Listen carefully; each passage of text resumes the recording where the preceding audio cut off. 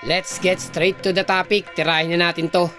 Matindi yung mensahe ni Coach Ansay kay Kai Sotto sa post-game interview nila sa talo nila kontra Tokyo Albark, na malaki ang magiging epekto nito upang mas makilala pa siya at magkaroon ng interes yung mga international team kay Kai Sotto.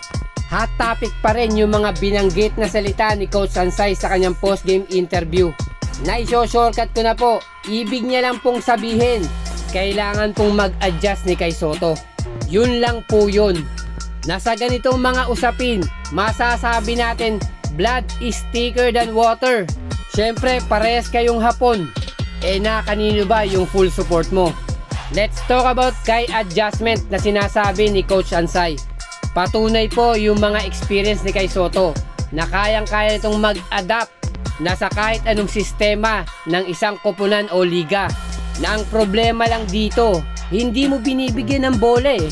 Paano siya makakapag-adjust at mapapatunayan niya yung sarili niya na sinasabi mo nga, wala kayong katulad ni Yuki Kawamura. Meaning, doon kayo mag-adjust. Na napanood natin at nakita naman natin sa dalawang laro nila kontra Tokyo Albark. Kinakain at minamamalang yung kanilang point guard. Kapag binantayan yan na mas malalaki sa kanya, paniguradong matatabunan yan at hindi niya na makikita yung mga open teammate niya.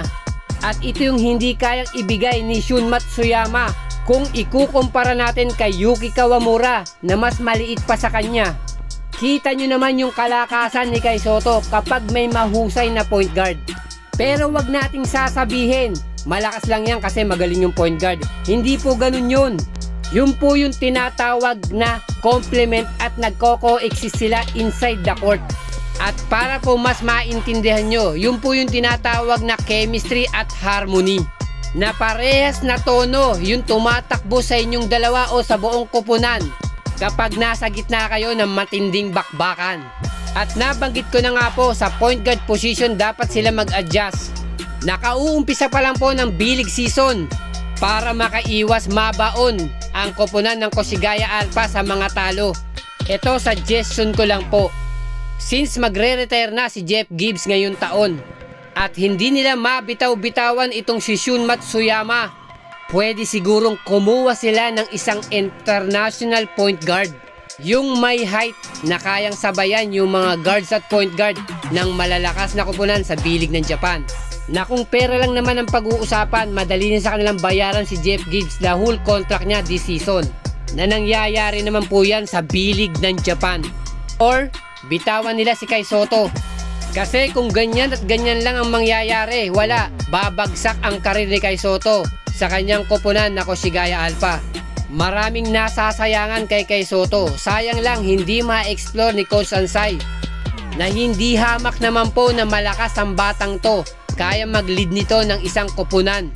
At yung hindi nila nakikita rito, as a big man, kompletos rekado to. May depensa, opensa, may assist. Na kayang mag-adapt nito kahit sa anong sistema na ilalatag ng isang coach. Na bonus pa rito, scoring machine yung isang Kai Sotto.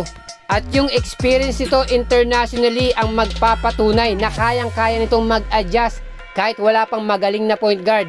At meron pa siyang ka-twin tower na patunayan na ni Kai Sotto sa TSF, sa NBL, sa Yokohama B. Corsairs, sa Hiroshima Dragonflies.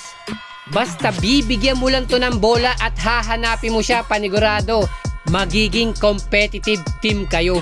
And talking about yung magiging epekto nito sa international career ni Kai Sotto, recently lang nabalita, ipinagmamalaki ni Yuki Kawamura, ngayon naglalaro sa Memphis Grizzlies, na mayroon siyang naging kakampi na halos kasing tangkad ni Victor Wembanyama at ni Zach Edey.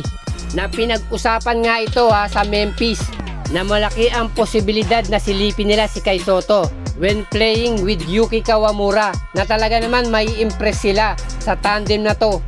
Pero hindi dun magbabase yung mga agent at mga teams, na kung ako ang manager, titingin ako sa recent game nito. At kung yun ang mapapanood ko, baka magdalawang isip ako at sabihin kong sinungaling si Yuki Kawamura.